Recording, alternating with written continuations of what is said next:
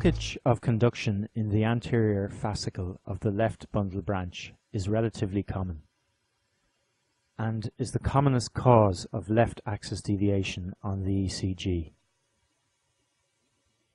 The fascicle is supplied by septal branches of the left anterior descending artery. Therefore, infarction or ischemia in this vascular territory can lead to left anterior fascicular block with left axis deviation on the ECG. In addition, left ventricular hypertrophy from any cause may on occasion be associated with areas of fibrosis or ischemia within the ventricular myocardium, and this can result in damage to the anterior fascicle. More diffuse myocardial disease processes, such as cardiomyopathies, may also compromise the fascicle, manifesting as left axis deviation on the ECG. In contrast to its compact anterior counterpart, the fibers of the posterior fascicle are widely spread out. This, combined with a dual blood supply, makes it far less likely to be damaged by focal cardiac pathology. It may, however, be involved in widespread cardiac ischemia or in diffuse disease processes such as cardiomyopathies, resulting in right axis deviation on the ECG.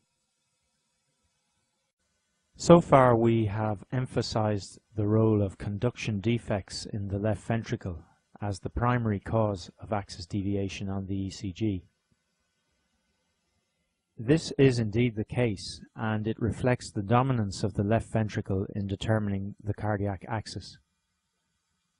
However, we should point out that in some situations other depolarization vectors may come to the fore and shift the axis independent of damage to conduction in this chamber. Some of these are intuitively obvious.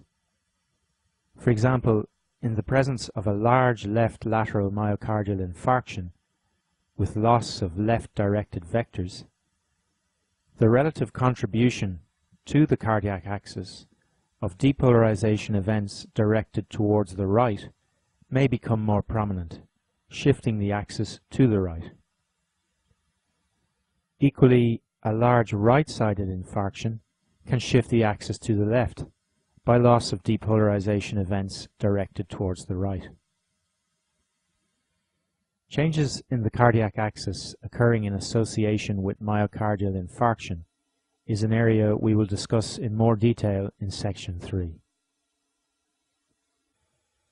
Before we move on, we would like to emphasize one important point.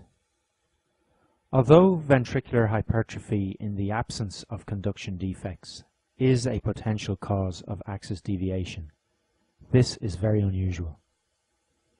The great majority of patients with left ventricular hypertrophy from whatever cause do not have left axis deviation on their ECG. Furthermore, and perhaps surprisingly, the presence or otherwise of LAD in patients with left ventricular hypertrophy bears no relationship to the degree of hypertrophy present. The same is true for right ventricular hypertrophy acquired in adult life. The majority of adult patients with RVH do not demonstrate right axis deviation on their ECG. Remember, axis deviation usually results from conduction defects in the ventricles, and axis deviation on an ECG is neither sensitive nor specific in the diagnosis of ventricular hypertrophy.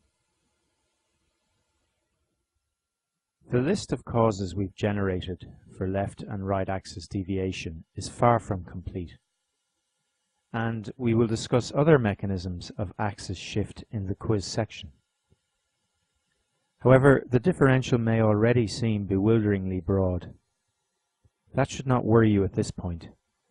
In reality, you will be analyzing the patient's ECG in clinical context, and there will be clinical clues as to the underlying cause of any axis deviation identified.